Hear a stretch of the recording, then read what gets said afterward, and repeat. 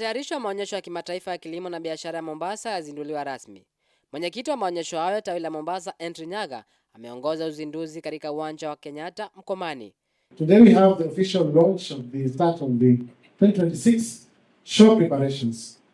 These are key part of our show planning process as the gathering brings together partners, exhibitors, sponsors, farmers, government officials, and generally stakeholders from diverse parts of the economy to officially celebrate the journey to the Mombasa International Show. Zaidi ya washiriki wa maonyesho 1557 wamealikwa huku zaidi ya 1000 wakitarajiwa kushiriki.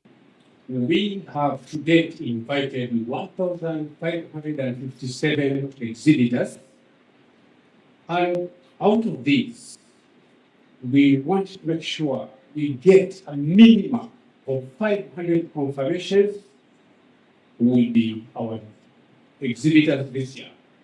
Zaidi ya mataifa 7 yakiwemo Uganda, Tanzania, DRC Congo, Japan na Argentina yatashiriki maonyesho hayo. Maonyesho yatafanyika kuanzia tarehe 2 hadi tarehe 6 Septemba katika uwanja wa Mkomani, kaunti ya Mombasa. Our show begins on the 2nd of September and concludes on the 6th of September this year. The show will be running under the theme promoting climate smart agriculture and trade initiatives for sustainable economic growth. The theme aligns precisely with the government's agenda of sustainable food security through smart agricultural practices.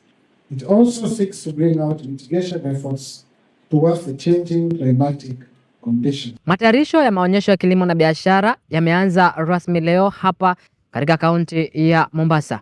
Majestic Digital Hub wanatarajiwa kuungana na waonyeshaji wengine zaidi ya 1000 ambao watakuwa na bidhaa zao hapa. Caxton Musyoka, Maj Digital TV, Mkomani, kaunti ya Mombasa.